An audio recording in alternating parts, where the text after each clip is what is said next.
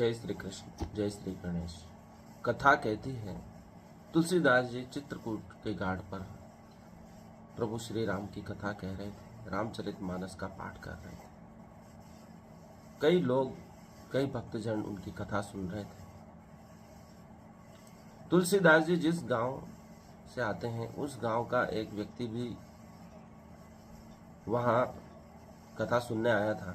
किसी ने कहा कि भाई तुलसीदास जी कथा कर रहे हैं।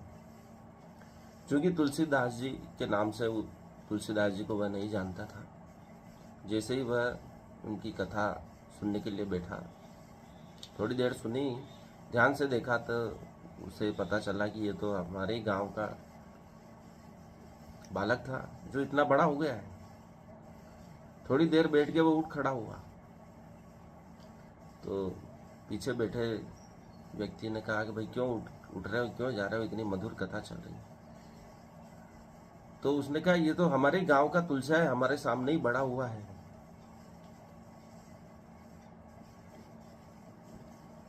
इसकी कथा मैं जानता हूं, ये कैसे बड़ा हुआ, क्या करता था, इसकी क्या कथा सुननी है।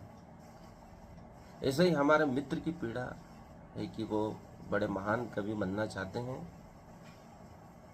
लेकिन उसी गांव के लोग उनको कभी कविता पाठ के लिए नहीं बुलाते हैं, जबकि दूर दूर के गांव के लोग उनको बड़ा सम्मानित करते हैं और बुलाते हैं। लेकिन उनकी पीड़ा है कि गांव वाले उनका महत्व नहीं समझते हैं।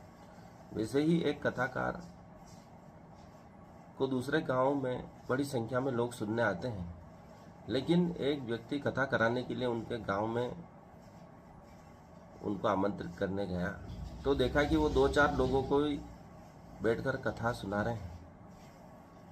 यह पीड़ा पूरे मानव समाज की है कि हम जहाँ रहते हैं, जहाँ बड़े हुए हैं, वहाँ के लोग हमारे महत्व नहीं समझते हैं।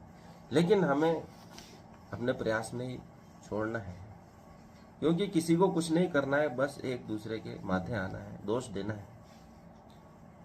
हम एक दूसरे को दोष देकर आगे नहीं बढ़ सकते। हमें अपने प्रयास करने हो, जहाँ हमारी उन्नति हो हमें वहाँ जाना होगा। लेकिन भगवान गणेश जहाँ रहे, उन्होंने अपनी प्रतिष्ठा को स्थापित किया।